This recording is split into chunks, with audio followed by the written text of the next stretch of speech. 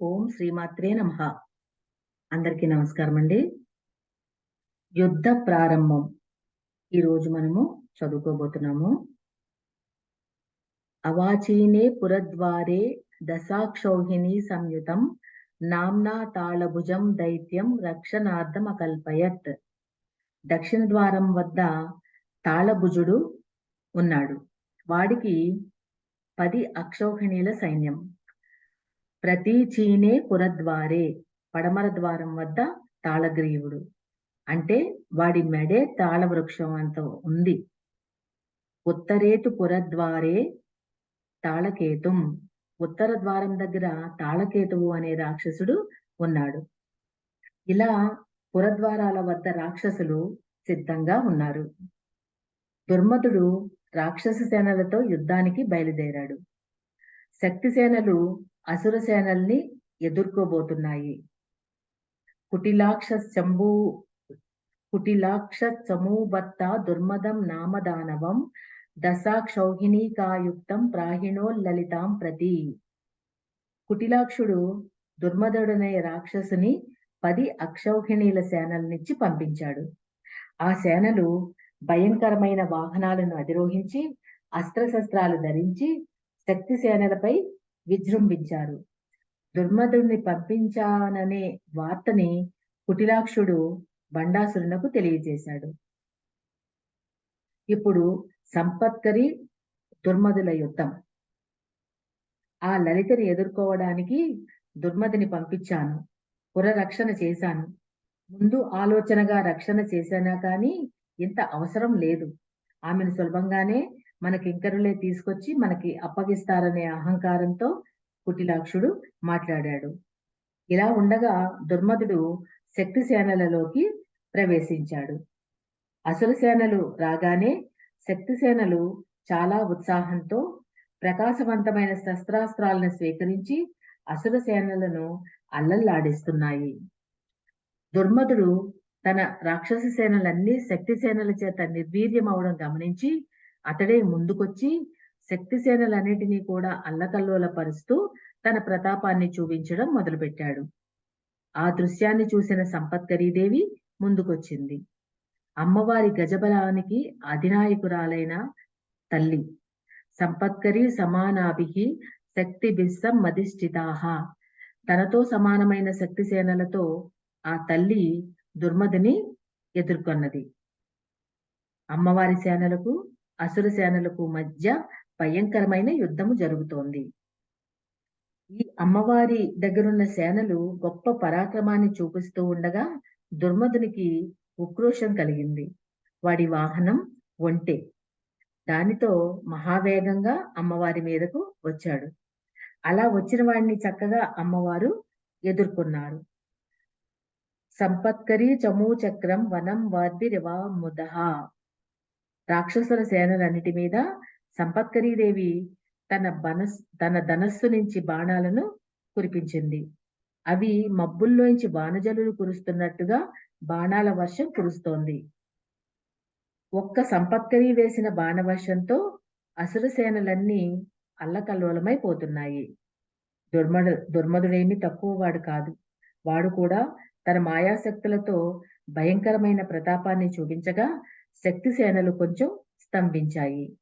అది గమనించిన సంపత్కరీదేవి క్రోధారుణ నేత్రాలతో తన రణ కోలాహలమనే గజాన్ని మరింత ముందుకు దుర్మదుడి పైకి తీసుకువచ్చింది. సంపత్కరి అనే మంత్రాది దేవత దుర్మదమనే అసురీ శక్తిని సంహరిస్తోంది. అంకుశం దేనికి సంకేతం? ఏనుగును అణుచుతుంది. ఏనుగు మదానికి సంకేతం. మదాన్ని నిగ్రహించడమే ప్రధానంగా కావలసింది కనుక వాడి పేరు దుర్మదుడు. ఆ పేరు పెట్టడంలోనే సంకేతవాదం కనిపిస్తోంది. దుర్మదుడి మీదకి అమ్మవారి అంకుశాయుధం నుంచి ఉత్పన్నమైన సంపత్కరీదేవే వెడుతోంది. ఈ యుద్ధం మననం చేస్తున్నంతసేపు సంపత్కరీ మంత్రాన్ని అనుష్ఠానం చేస్తున్నట్లే. మంత్రాన్ని ఒక్కమారు అంటే ఫలించదు. దానికి అనేక ఆవృత్తులు కావాలి. అనేక మార్లు మంత్రాన్ని ఉచ్చరించాలి. మన శ్రద్ధ, ఏకాగ్రత ఈ రెండిటి మించి ఆ ఆవృత్తి పనిచేస్తుంది. కొంతమంది కొన్ని లక్షలు చేసినా ఫలించదు. కొంతమందికి అది 10 మార్లు చేస్తేనే ఫలిస్తుంది. దానికి కారణం అతని పూర్వజన్మ సాధన సంస్కారము. ఈ జన్మలో అతడికి ఉన్న తీవ్రమైన ఏకాగ్రత. ఈ రెండిటి కారణంగా కొందరికి అదే మంత్రం త్వరగా సిద్ధిస్తుంది. కొందరికి కొంతకాలం పడుతుంది. ఆ కాలం బట్టి సిద్ధించడమే. కొంతకాలం యుద్ధం జరగడం అనే దానిలో ఆంతర్యం. ప్రతి సిద్ధి కూడా ఒక అసురీ శక్తిపై విజయమే. దుర్మతునితో యుద్ధం జరుగుతోందని ఏకాగ్రతగా చదువుతున్నంతసేపు సంపత్కరీదేవి అనుగ్రహం మనపై పరిపూర్ణంగా వర్షిస్తుంది. యుద్ధంలో అమ్మవారు ఎలా ఉన్నారో ఆ సౌందర్యాన్ని వర్ణిస్తున్నారు. మామూలుగా సింహాసనము మీద కూర్చున్న దేవి యొక్క సౌందర్యం వర్ణించడం వేరే విషయం.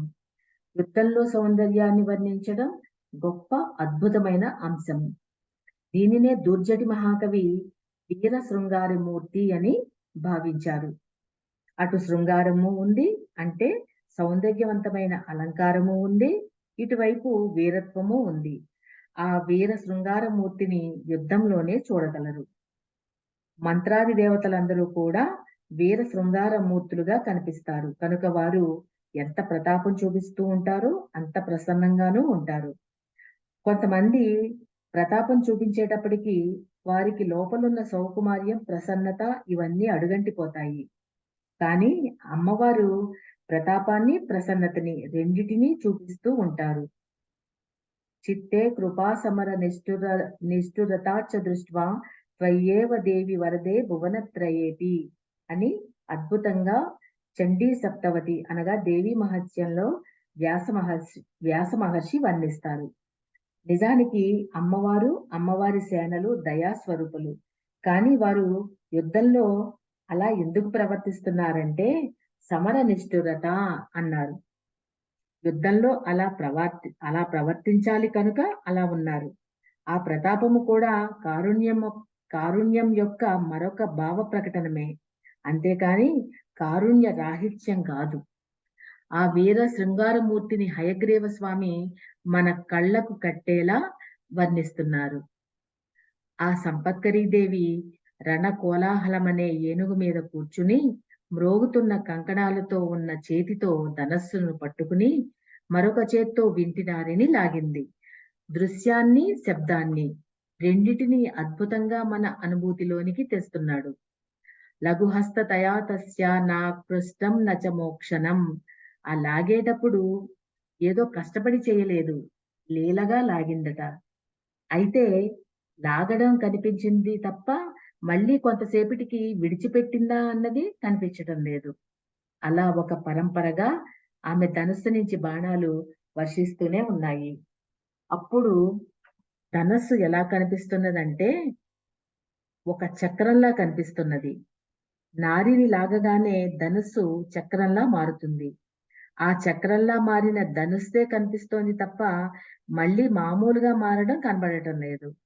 ఏమాత్రం ఎడమ ఇవ్వకుండా బాణ పరంపరలను వేస్తోంది ఆ తల్లి. ఇటు అమ్మవారు వేస్తున్న బాణాలు, అటు దుర్మధుడు వేస్తున్న బాణాల వల్ల ఒక చిత్రమైన అకాల అంధకారం వచ్చింది. వెంటనే ఆ బాణాల వల్లే అంధకారం పోయింది. అది ఎలాగంటే బాణానికి బాణం తగలగానే ఆ రాపిడి వల్ల మినుగురులు వంటి నిప్పులు వెదజల్లబడి ఆ చీకటి పోయింది. ఆ విధంగా చీకటి కప్పబడి చీకటి పోయింది. దృశ్యాన్ని ఇప్పుడున్న ఏ అధునాతన సాంకేతికత కూడా తేలేనంత అద్భుతంగా చిత్రీకరించి చూపిస్తున్నారు పురాణకర్త అయిన వ్యాసదేవుడు. ఆవిడ ప్రతాపం అలాగుంటే ఆవిడ ఎక్కి కూర్చున్న ఏనుగు ప్రతాపం ఇంకా చిత్రంగా ఉంది.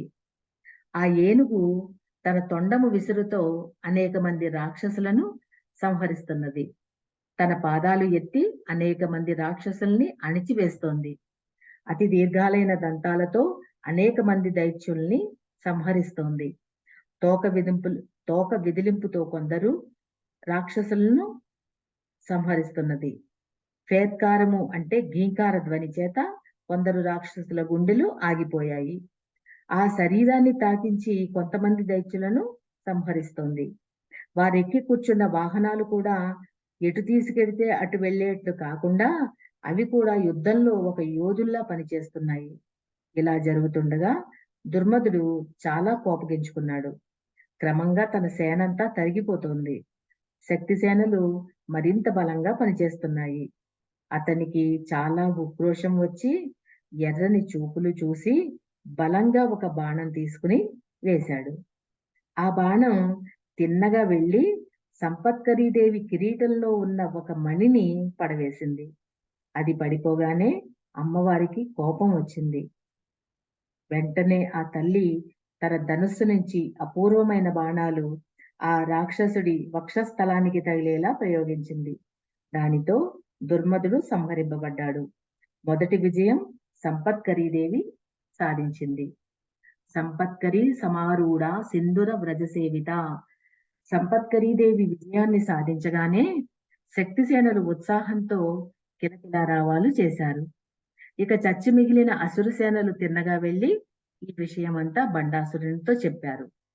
దుర్మధుడి దాకా అవసరం లేదు, ఏ పరిచారకుడో వెళ్లి ఏకంగా లలితాదేవినే తీసుకొచ్చేస్తాడనుకుంటే ఆవిడ చేతిలో దుర్మధుడే మరణించాడే అని కుటిలాక్షుడు ఆశ్చర్యపోయాడు. ఆ దుష్టవనిత దుర్మధుణ్ణి ఎలా చంపేసింది? రాక్షసుల దృష్టిలో దేవతలు దుష్టవనితలే. దుర్మధుడు ఇది వరకు దేవతలతో నాగులతో యుద్ధం చేశాడు. వారెవరూ దుర్మధుని దగ్గర నిలవలేకపోయారు. అలాంటి దుర్మధుణ్ణి కేవలం గజబలానికి మాత్రమే అధిపతి అయిన ఒక ఆవిడ చంపేసిందా అని ఆశ్చర్యపోయాడు. అశ్వారూఢ కురుండుల యుద్ధం. ఇప్పుడు ఏం చేయాలని బాగా ఆలోచించి మరొక సేనాపతిని పిలిచాడు. వాడి పేరు కురుండు. ఈ కురుండు దుర్మధునికి అన్నగారు. కురుండు సంపత్కరి మీదకు బయలుదేరాడు. ఆశ్చర్యకరంగా యుద్ధము చేయడంలో, మాయా యుద్ధం చేయడంలో చాలా గొప్పవాడు. అలాంటి వాడు యుద్ధానికి తిన్నగా వెడుతూనే శక్తిసేనల్ని మహాక్రోధంగా తిడుతున్నాడు. తిట్టడం అనేది ఈ అసుర సేనలలో కనిపిస్తుంది. ఎదుటివాడిని తిడితే వీడికి మానసికంగా కొంత ధైర్యం వస్తుంది. నువ్వు దేనికి పనికిరాని వాడవని అంటే వాడికి మానసికంగా ధైర్యం వస్తుంది. అవతలి వాడు పనికిరాని వాడిని అని అనుకుంటేనే యువతల నుంచి వీడు ప్రతాపం చూపించగలడు. తిట్టడం అనేది ఒక విధమైన మనోవికారం. అది ఇక్కడ కనిపిస్తున్నది. తిన్నగా వచ్చి అక్కడ దూరంగా కనిపిస్తున్న సంపత్కరిని చూసి, ఓ పాపాత్మురాల, నా తమ్ముని చంపేస్తావా? ఏదో కాసింత పరాక్రమం ఉన్నంత మాత్రాన నువ్వింత మిడిసిపడుతున్నావే, నేనిప్పుడు చూపిస్తా. నీ శక్తి సేనలంతటినీ మృంగేస్తాను. నా భుజబలమేమిటో చూపిస్తానని సంపత్కరి కూర్చున్న ఏనుగు వైపు తన సేనలను కురుండు తోలించాడు. కురుండు రావడం చూసిన సంపత్కరీదేవి చిన్న నవ్వు నవ్వుకుని తన ఏనుగును ముందుకు కదిలించబోతుండగా పక్క నుంచి అశ్వారూఢాదేవి వచ్చింది. అశ్వారూఢాదేవి వచ్చి సంపత్కరీదేవితో, ఓ స్నేహితురాలా, నేను చెప్పే మాట కొంచెం ప్రీతితో వింటావా? వీడితో యుద్ధం చేసే అవకాశం నాకివ్వు. నీకు చేత కాదని నేను అనటం లేదు. నాకు ఉత్సాహంగా ఉంది. నువ్వు క్షణం సేపు కూర్చో. ఆ క్షణంలో వీడి పని పడతా అంది అశ్వారూఢాదేవి. ఇది నేనెందుకు నిన్ను అడిగానంటే కేవలం స్నేహంతో సుమా. అశ్వారూఢ అశ్వబలానికి అధిపతురాలు.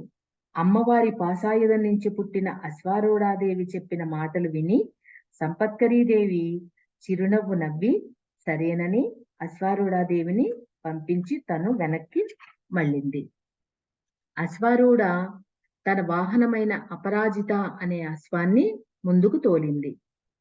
అశ్వారూఢ చుట్టూ ఉన్న అశ్వసేనలన్నీ కదిలాయి. అవి కదులుతూ ఉన్నప్పుడు వాటి కాలి గిట్టలతో రేగిన ధూళితో మొత్తం యుద్ధభూమి అంతా నిండిపోయింది. వాయు వేగంతో అశ్వాలు వెడుతున్నాయి. అవి పరిగెడుతుంటే ఒక మహాసముద్రంలో కెరటాలు లేస్తున్నట్టుగా యుద్ధమనే సముద్రంలో తురంగాలున్నాయని అన్నారు. అన్నీ ఒక ప్రవాహంలా వెడుతున్నాయి. కురుండుని వైపు వెడుతున్న అశ్వారూఢాదేవి అందాన్ని వర్ణిస్తున్నారు. వేగంగా వెళుతూ ఉంటే ఆవిడ జడ అటూ ఇటూ ఊగింది. దేవతలనగానే జుట్టు విరబోసుకుని ఉండరు. అది దేవతలకు వ్యతిరేకమైన వారు చేసే పని. జుట్టుకు జడ వేసుకోవడం అనేది దేవతా లక్షణం. రామాయణంలో సుందరకాండలో సీతమ్మ గురించి చెప్పేటప్పుడు ఏకవేణి అని, వేణి అని మాటిమాటికి వస్తుంది. దీని అర్థం జడ వేసుకోవడం భారతీయ సంస్కారం. మహావేగంతో గుర్రంపై వెడుతూ ఉంటే ఆ జడ కదులుతోంది. ఆ శిరస్సుపై చంద్రకళ కూడా ప్రకాశిస్తోంది. ఆ తల్లి ఖడ్గాన్ని ఒక చేత్తో తిప్పుతూ మరొక చేత్తో ధనుస్సును తీసుకుంది. ఆవిడ ముఖం సాయం సంధ్యాకాలం ఇంకా ఉంటుండగానే చంద్రుడు ఉదయిస్తే ఎలా ఉంటుందో అలా ప్రకాశిస్తోంది. యుద్ధం చేస్తున్నప్పుడు కూడా చిన్న నవ్వుతోనే యుద్ధం చేస్తోంది. యుద్ధము కూడా కష్టపడి కాకుండా అవలీలగానే చేసేస్తోందని చెప్పడం దీనిలో ఉద్దేశం. ఆమె తన చేతుల్లో మణులు పొదిగిన ధనుస్సుని పట్టుకుంది. ఆ అశ్వంపై కూర్చున్న తల్లి కురుండునిపై బాణవర్షాన్ని కురిపిస్తోంది. ఆవిడ వాహనం కూడా తన హేషల చేత రాక్షస సేనలను నశింపజేస్తోంది. హేషారవం అంటే గుర్రపు సకిలింత. ఆ తల్లి తన పాశాయుధాన్ని విదిలించగానే దానిలోనించి లెక్కలేనన్ని పాశాలు వచ్చాయి. ఆ పాశాలన్నీ తిన్నగా వెళ్లి అటు ఇటు కదలకుండా మొత్తం రాక్షస అన్నిటినీ బంధించాయి. వెంటనే భరించలేని కురుండు తీవ్రంగా ఏకాగ్రతను చూపించి ఒక అద్భుతమైన బాణాన్ని ప్రయోగించాడు. ఆ బాణం తిన్నగా వెళ్లి అశ్వ అశ్వారూఢాదేవి ధనస్సుని వింటి నారిని కూడా తెగగొట్టింది. ధనస్సు అల్లెత్రాడు రెండూ తెగిపోగానే వెంటనే ఆ తల్లి విసిరిన పాశం వెళ్లి కురుండుని బంధించింది. ధనస్సు ఎప్పుడైతే విరిగిపోయిందో ఆ తల్లి అంకుశాన్ని తీసి విసిరింది. ఆ అంకుశం తిన్నగా వెళ్లి వాడి వక్షస్థలానికి తగిలింది. అగ్ని జ్వాలలు వెదజల్లుతూ వెళ్లిన అంకుశముతో వాడి రక్తమంతా వెదజల్లబడి పిడుగుపడిన చెట్టు కూలినట్టు కింద పడిపోయాడు. ఈ విధంగా కురుండుని సంహరించింది. దుర్మదుడు సంపత్కరి సంకేతం అర్థమైంది. కురుండ అశ్వారూఢాలలో ఉన్న సంకేతాన్ని పరిశీలించాలి. రుండ అంటే తల, కురుండ అంటే చెడ్డ తలగాడు అని అర్థం. వాడి తలపులు, భావాలు, ఆలోచనలన్నీ కూడా చెడ్డవే. కొందరికి అలా ఆలోచించకపోతే తోచదు. ఈ చెడ్డ తలుపుల వల్లనే ఇంద్రియ చాంచల్యము ఏర్పడుతుంది. ముందు దాన్ని నియంత్రించి ఇంద్రియాల్ని నిగ్రహించాలి. ఇంద్రియ నిగ్రహాలు ప్రతీకలైన అశ్వాలను నిగ్రహించే తల్లి కురుండుని సంహరించింది. అశ్వారూఢ మంత్రం కూడా శ్రీ విద్యా మంత్రాలలో ఒకటి. ఆ మంత్రాది దేవతని ఇక్కడ చూపిస్తున్నాడు. మనకు తెలియకుండానే ఈ శ్రీ విద్యోపాసన చేస్తున్నాము. ఒక్కొక్క దేవతని పిలుస్తున్నాము. లోపల ఏ దుర్మధుడున్నాడో, ఏ కురుండున్నాడో వాణ్ణి ఆ దేవత చేతికి అప్పగిస్తున్నాము. శ్రీ విద్యలో ఏ ఏ మంత్రాలు ఉన్నాయో ఆ మంత్రగుచ్చాలన్నీ ఒక చోట పెడితే అదే లలితోపాఖ్యానం. ఇది కేవలం కథ చదువుతున్నట్టు అనుకోకుండా ఆయా ఘట్టాలను ధ్యానిస్తూ ఉంటే చక్కని ఫలితాన్ని పొందవచ్చు. అశ్వారూఢాదేవి కురుండుని వధించగానే మొదట ఇదెంత అనుకున్న బండాసురునకు నెమ్మదిగా భయం మొదలైంది. కురుండు కాని దుర్మధుడు కాని వారి సేనలు ఎంతో గొప్పవి. వారికి దెబ్బ తగులుతుందన్న విషయం నేను కలలో కూడా ఊహించలేదు. ఎప్పుడు ఊహించని కష్టం మనకు ఇప్పుడు వచ్చింది. లేకపోతే ఒక స్త్రీ ఇన్ని సేనలతో వస్తుందని మనం అనుకుంటామా అనుకున్నాడు. ఎంత విర్రవీగే వాడికైనా ఎప్పుడో ఒకప్పుడు జీవితంలో ఊహించని ఎదురు దెబ్బ తగలడం సహజం. అదే రాక్షస సోదరులంతా చెప్తున్న గొప్ప సందేశం. మాయావిని అయిన దుష్టదాసి వల్ల ఇదంతా జరుగుతోంది అన్నాడు. రాక్షస బుద్ధి కాబట్టి అమ్మవారిని అంత మాట అంటున్నాడు. ఇక్కడ నుంచి ఇంకా అద్భుతమైన రహస్యాలు వినిపిస్తాయి. కరంకుడు, సర్పిణి రాక్షసుల శక్తులు, నకులీదేవి విజృంభణ. కరంకుడు మొదలైన 5 సేనాధిపతుల్ని పిలిచి వారిని పంపిస్తున్నాడు. వారితో 100 అక్షౌహిణీ సేనలను పంపించాడు. ఈ విధంగా కుటిలాక్షుడు బండాసురుని ఆజ్ఞను అనుసరించి కరంకుడు మొదలైన వారిని పంపగానే వారంతా చక్కగా సన్నద్ధులై బయలుదేరారు. వీరి దగ్గర కొన్ని మాయా విద్యలున్నాయి. వాటితో కొట్టడానికి వెళుతున్నారు. ప్రయోగాలు చేతబడులు అని అంటుంటారు కదా, అలాంటి విద్యలో వారు ప్రవీణులు. వారంతా కలిసి సర్పిణి అనే మాయాశక్తిని సిద్ధం చేసి పంపించారు. యుద్ధంలో విజృంభించే ఈ సర్పిణి ఎలా ఉన్నదంటే పొగచూరిన రంగుతో ఉంది. పొగలాంటి రంగుతో ఉన్న పెదవులు, పొగవంటి హృదయం కలిగిన ఆమె లోతైన పొట్టతో ఉంది. ఆమె ముందుకు వెళ్ళింది. ఈ 5గురు వారి సేనల్ని వెనక్కి ఉంచుకున్నారు. ఈ సర్పిణి ముందుకు వెడుతోంది. సర్పిణి శరీరం నిండా అలంకారాలు కూడా పాములే. ఆమె నాసికల్లోంచి, నోట్లోంచి కూడా పాములొస్తున్నాయి. మొత్తము శరీరం నుంచి పాములొస్తున్నాయి. ఆ సర్పిణి పాములను తయారు చేసే మాయాశక్తి. ఎన్నో రకాలైన పాములు లెక్కలేనన్ని సంఖ్యలో ఆ సర్పిణి నుంచి వస్తూ శక్తి సేనలలోకి వెళ్ళి వాళ్ళని చుట్టుకుపోతున్నాయి, కాట్లు వేస్తున్నాయి. దానితో శక్తి సేనలు ముందుకు కదలలేకపోతున్నాయి. ఒక పాముని చంపితే మరికొన్ని పాములు పుడుతున్నాయి. అంతూ పొంతూ లేకుండా పాములు వస్తున్నాయి. అతస్వం బలమాదాయ పంచభిః ప్రేరితా సతి నానా విధవ పున్నాగా నానాద్రంష్టా భయంకరాః నానావిధ విషజ్వల నిర్దగ్ధ భువనత్రయాః. సర్పిణి నుండి వచ్చే పాములు ఒకే రకం పాములు కాకుండా చాలా రకాలు ఉన్నాయి. ఒక్కొక్క దాని శరీరం ఒక్కొక్కలా ఉంది. ఒక్కొక్క దానికి రకరకాల కోరలు ఉన్నాయి. వాటికున్న విషాలలో కూడా తేడా ఉంది. విషాలలో తేడా చెప్తున్నాడు. ఒక్కొక్క విషం ఒక్కొక్క రకమైనది. కొన్ని విషాలు నరాల్లోకి వెళ్లి ప్రాణాలను పోగొడతాయి. కొన్ని విషాలు ప్రతి రోమకోపం నుంచి నెత్తురు వచ్చేట్టు చేసి చంపేస్తాయి. ఈ విష లక్షణ శాస్త్రం కూడా మనకి ఉంది. ఆ లక్షణాలే ఇక్కడ వర్ణిస్తున్నాడు. ఆ సర్పాలు రకరకాలైన విషాలతో నోరు తెరుస్తున్నాయి. తెరిచిన నోట్లోంచి 2 నాలుకలు ముందుకు వెనక్కు వెడుతూ అగ్నిజ్వాలల్లా కనిపిస్తున్నాయి. కొన్ని పొగవంటి రంగుతో ఉన్నాయి. కొన్నిటికి 2 తలలున్నాయి. అతి భయంకరంగా ఉన్నాయి. సర్పిణి కళ్ళల్లోంచి కొన్ని పాములొచ్చాయి.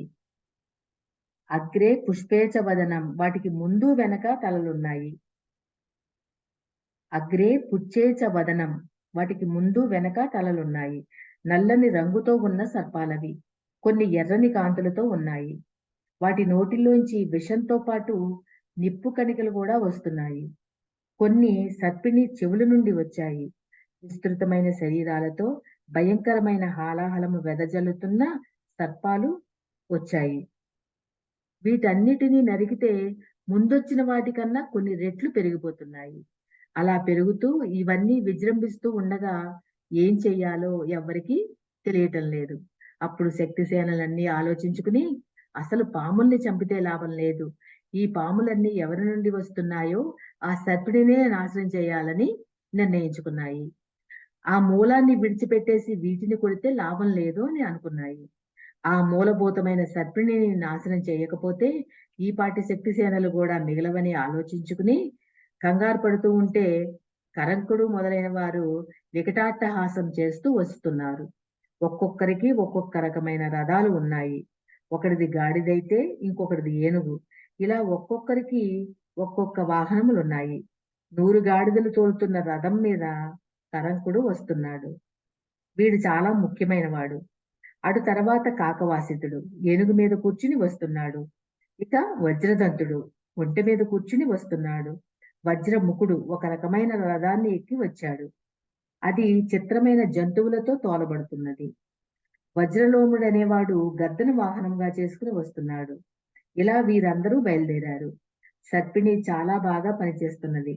శక్తి సేనలు క్షీణిస్తున్నాయి. ఇక వారికి ఏమి చేయాలో తెలియక మూలశక్తి అయిన లలితాపరా భట్టారికను స్మరించారు. ఆ తల్లిని కష్టపెట్టకూడదని శక్తి సేనలు చూస్తున్నాయి. ఆమె దాకా రాక్షస సేనలు వెళ్లకుండా వీరే అడ్డం వస్తున్నారు. కానీ వారి వల్ల ఎప్పుడైతే కాలేదో అమ్మా లలితా పరాభట్టారిక అని నమస్కారం చేశారు. ఓం శ్రీమాత్రే నమః. రేపు నకులీ మాత ప్రాదుర్భావం గురించి చదువుకుందాము. అందరికీ నమస్కారం అండి.